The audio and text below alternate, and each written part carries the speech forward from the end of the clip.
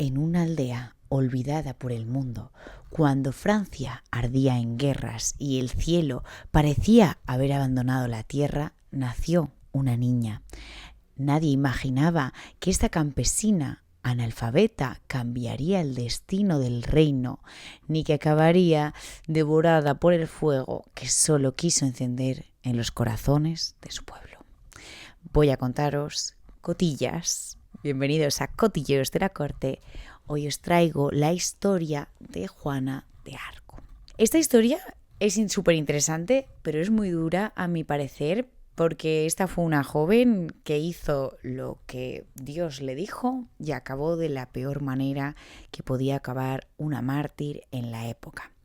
Pero antes de adentrarnos en qué hizo Juana de Arco, creo que primero deberíamos abordar otro tema, como ¿en qué Francia nació esta mujer? O sea, sinceramente, si no conoces la infancia de alguien, no puedes entender qué le lleva a cometer estos actos. Así que primero vamos a comenzar por la Francia del momento en el que nació Juana de Arco. Vamos con el contexto histórico. Bueno, realmente Juana no se llamaba Juana, como la conocemos en español, sino que nada más nacer le llaman Jeanne d'Arc.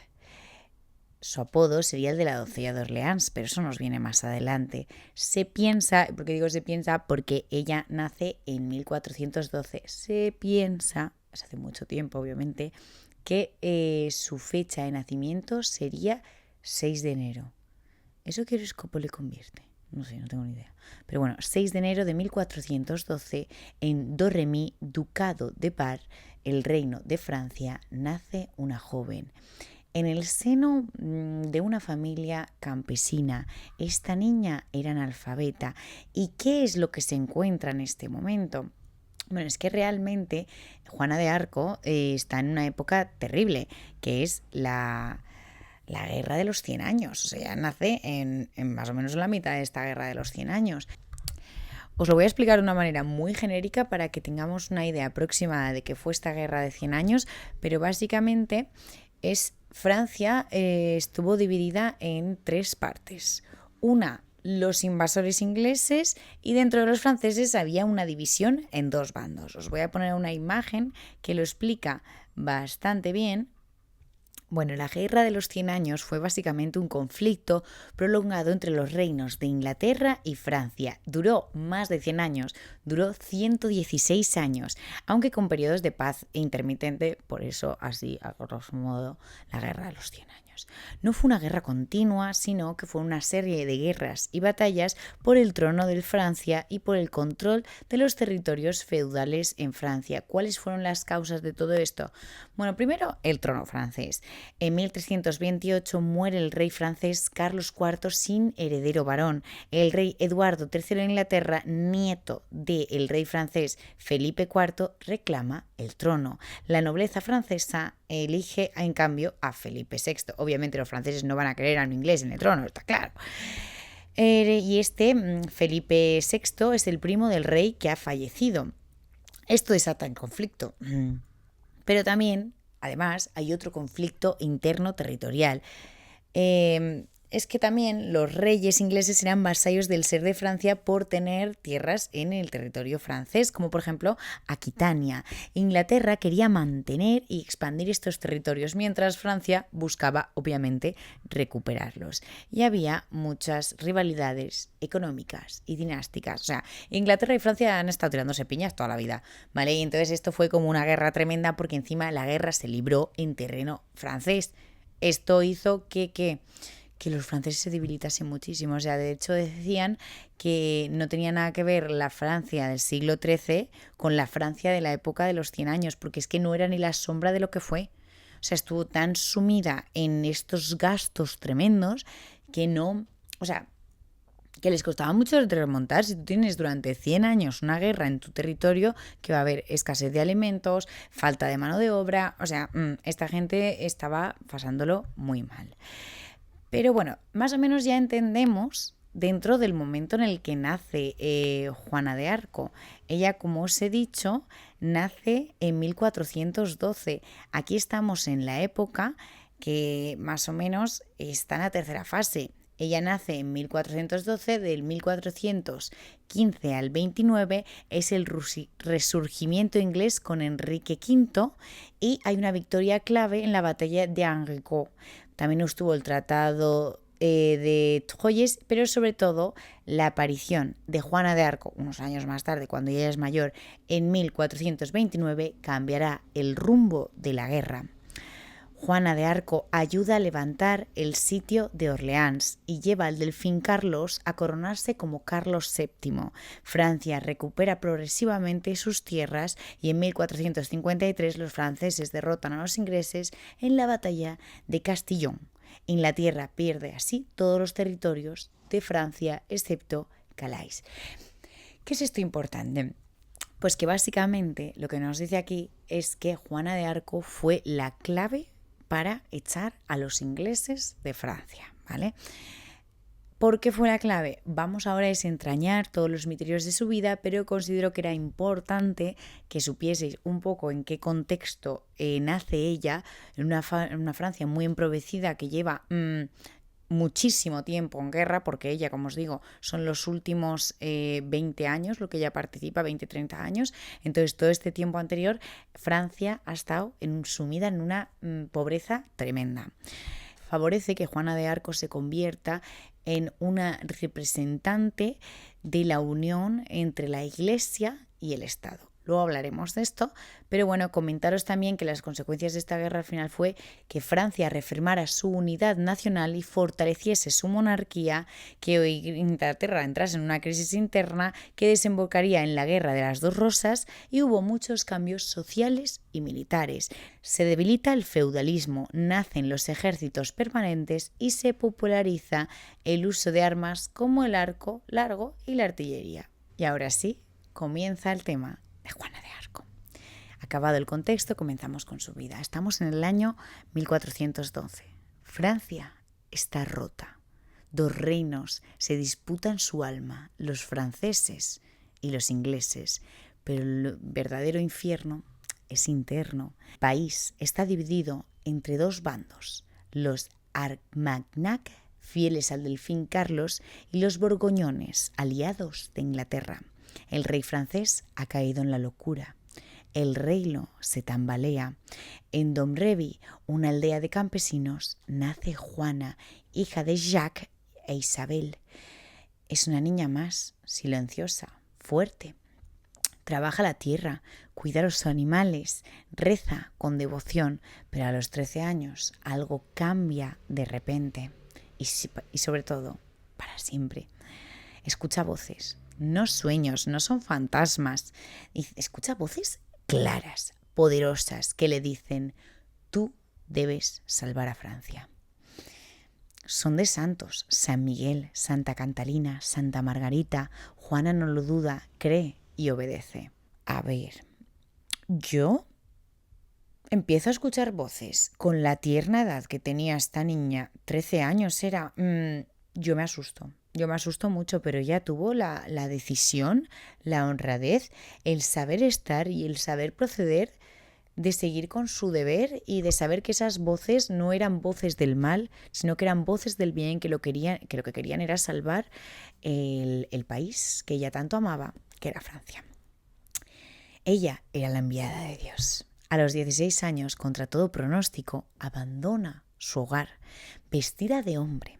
Se abre camino hacia la corte del delfín Carlos VII, un rey sin corona, sin honor, sin esperanza. Inglaterra tenía en estos momentos la batalla ganada. Todos se burlan, una niña, una pastora. Pero cuando Juana habla, nadie se ríe. Habla con fuego, habla con fe, habla con autoridad. Carlos la pone a prueba. Y Juana lo sorprende, vamos, es que pasa todas las pruebas que este señor le pone, pero de calle, o sea, no hay ningún tipo de duda al respecto. En 1929 lidera un ejército francés y marcha hacia Orleans, que está sitiada por los ingleses. La batalla es feroz, hay sangre, hay barro, hay acero. Y en medio de todo, Juana al frente, con la bandera en alto. La victoria es tan imposible como real. Orleans cae, Francia se levanta, Juana se convierte en leyenda, en símbolo, en esperanza viva. Pero luego ya sabéis que su vida no acaba de una manera tan idílica como comienza. O sea, después de haber pasado todas las pruebas, después de haberse demostrado al rey de Francia que todo lo que ella decía era verdad, la traicionan. Porque ya sabéis que todo lo que asciende demasiado rápido arde con más fuerza al caer. O cae más rápido, no sé cómo se dice. Bueno, Juana quiere más. Quiere liberar París. Quiere echar a los ingleses. O sea, porque nos lo he explicado. Pero es que básicamente Inglaterra está aquí, Francia está aquí, y la zona que estaba más pegada de Francia a Inglaterra, que coincide con la parte de París, estaba toda ocupada por los ingleses. La parte de abajo sí que era de los franceses. Pero bueno, esa parte, que en el mapita que os voy a poner creo que está en morado, esa parte es la que tenían los ingleses. Entonces, claro, obviamente París, la capital, ella quiere liberarla para su pueblo. Quiere echarlos, pero la corte teme su poder. La iglesia desconfía de sus visiones y el rey, el mismo que ella coronó en Reims, que gracias a ella él pudo ser coronado rey de Francia en la catedral de Reims, donde se hacían todas las coronaciones de los reyes, le da la espalda. En 1430, durante una campaña en Compiègne, es capturada por los borgoñes. La venden a los ingleses como si fuera ganado. No hay rescate, no hay intento de liberación. Está sola. O sea, después de lo que ella ha hecho por el pueblo, por el rey, por la iglesia, a Juana de Arcos la abandonan. La abandonan y se la venden a los ingleses y la tratan fatal. Es que esto me da mucha pena. Es que siempre intento elegir nombres de... O sea, intento elegir historias de mujeres porque creo que hay que darle cabida a estas historias, pero es que la mayoría de ellas son súper trágicas y la de Juana de Arco obviamente no va a ser una excepción. El juicio, porque sí, efectivamente, la juzgan. Pero este juicio es una farsa. Está dirigido por Pierre Cauchon, que se escribe Cauchon, pero así es como se pronuncia, Cauchon, cerdo en francés, maravilloso. Es un obispo corrupto, le va con el nombre, ¿no? Y al servicio de los ingleses. Le hacen más de 70 preguntas, le acusan de herejía, brujería, vestir como un hombre, mentir sobre sus visiones. Juana se defiende con sabiduría que asombra incluso a sus jueces. Pero no importa. La quieren destruir, no entenderla. O sea, ya antes de que comenzase el juicio ya sabían cuál iba a ser el veredicto. La obligan a firmar una confesión bajo amenaza de muerte y cuando se detracta, la declaran relapsa. Y esto significa una sola cosa, la hoguera. O sea, cuando ella se retrata dicen, nada, a la hoguera, por brujería, herejía, por vestirte como un hombre, por todo esto. La queman el 30 de mayo de 1471 en Rouen. Juana tiene 19 años, es una niña, la atan a un poste en medio de la plaza y un sacerdote sostiene la cruz. Juana besa esta cruz, grita el nombre de Jesús, hasta que su voz se quiebra en llamas. El pueblo llora. Algunos soldados miran el suelo, avergonzados. Saben lo que han hecho. Saben que han condenado a alguien inocente a la hoguera. El humo sube. El cuerpo se consume, pero el mito apenas comienza. 25 años después, la Iglesia declara el juicio nulo y vergonzoso. Juana es rehabilitada y en 1920 será canonizada como santa y hoy, 2 siglos más tarde, aún resuena su grito en la historia. Yo fui enviada por Dios y no temo más que traicionarlo. Fuerte, muy fuerte. De hecho, yo estuve investigando y realmente decían que cuando van a asesinar a Juana de Arco no tienen motivos para condenarla por herejía. Entonces al final el único motivo que les permite condenarla con cierta autoridad es que llevaba ropa de hombre. A Juana de Arco realmente la queman por llevar ropa de hombre. A ver, que no se engañe nadie. No la queman ni por hereje ni por nada. Era por los intereses políticos. O sea, esta señora ayudó al rey de Francia a conseguir el trono. Ya no nos interesas. Tenéis que pensar... A ver, esta referencia que voy a hacer a lo mejor es un poco extraña, ¿vale? Pero la película de... Ay, ¿cómo se llama? La película de los Juegos del Hambre, Katniss es el símbolo, pero realmente la revolución la está llevando el 13. Aquí pasa exactamente lo mismo. Francia, Carlos VII, consigue el trono, pero ¿quién es el símbolo de esta guerra contra los franceses? Juana de Arco. Entonces a este señor no le interesa que haya alguien que pueda suscitar más interés, más amor por el pueblo que él. Entonces traiciona a la heroína de esta guerra de los 100 años para llevarse él un poco más de prestigio, de conocimiento. Sinceramente, qué feo. Pero también te digo, aquí esto ya es reflexión personal total. Yo quiero preguntaros, ¿ella realmente era una enviada de Dios? Porque, bueno, esto aquí cada uno si es creyente o no, ahí no me voy a meter, cada uno a lo suyo, pero realmente si lo que escuchaba, pongámonos en el supuesto de que es verdad, que ella escuchaba la voz de Dios y que esto es original, o sea, que es verídico. Dios la hizo su mártir, Dios la envió como Jesucristo, sabía que ella iba a morir, sabía cómo iba a acabar sus días y aún así la envió, sabiendo que esto iba a ser beneficioso para el resto de mortales que vivían cerca de ella. Pero me parece súper injusto porque si Dios existe y Dios es bueno y Dios nos quiere, podría haberla salvado en el último momento y ella de hecho le rogaba, Jesús, Jesús, pero Jesús no fue a ayudarla. A ver, claro, Dios tiene sus limitaciones, ¿no?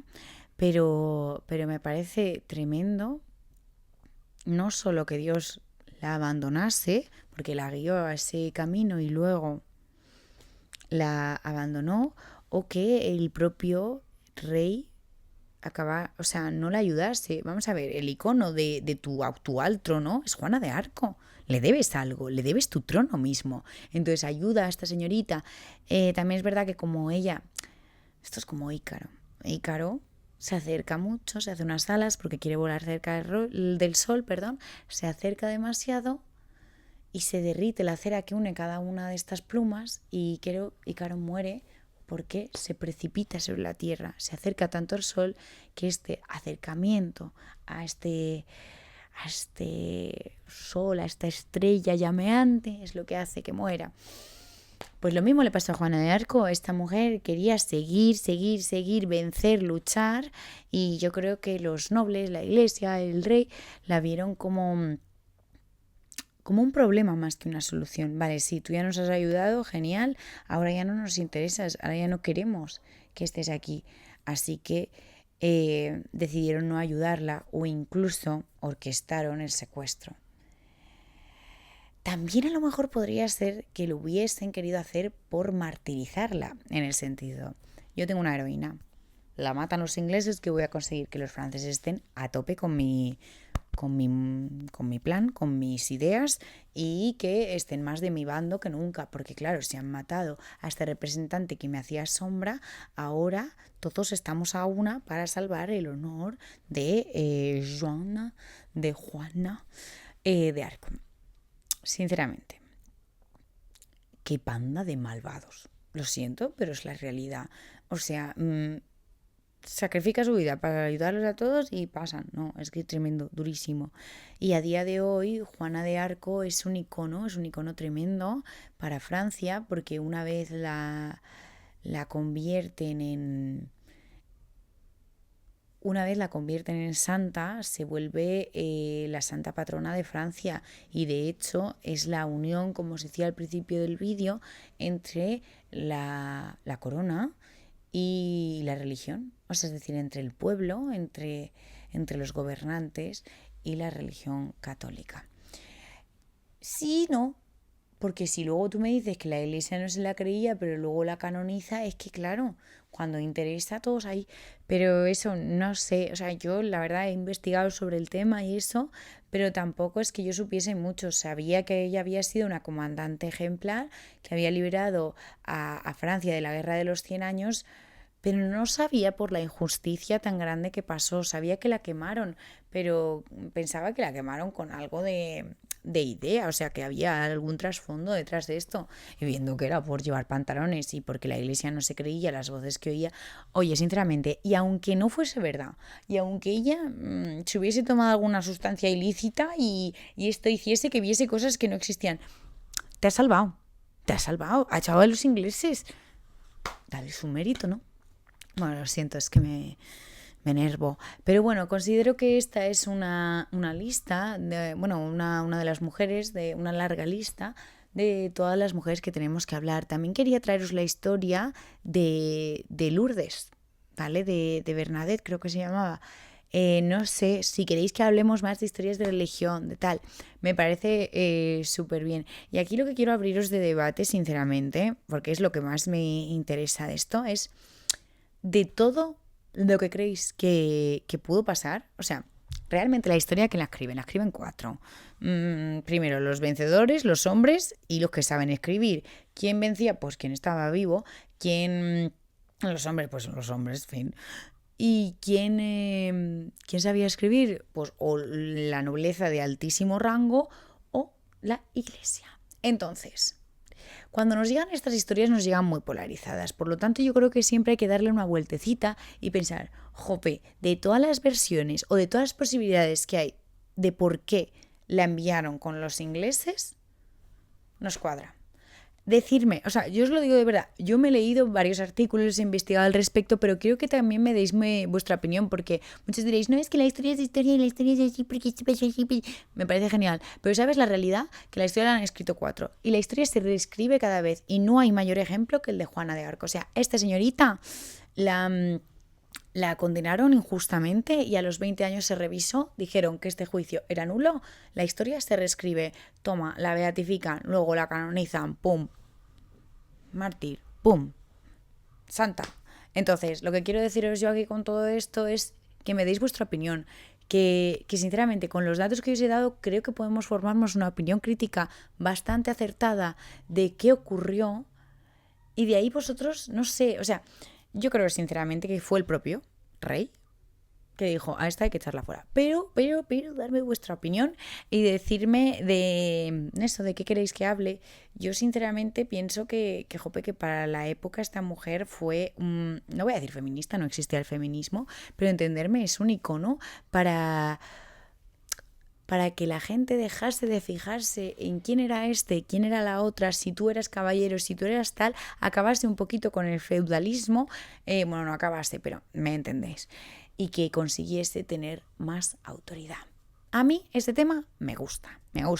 También os digo, esto lo estoy grabando en Semana Santa y que me he venido de hacer un Versalles, creo que lo subiré mañana, y he considerado que era bueno traeros un tema que tenga que ver con la religión. O sea, la Semana Santa está llena de acontecimientos súper importantes que tienen que ver, obviamente, con Jesús, sus juicios, revive, ya lo sabéis, no os tengo que contar.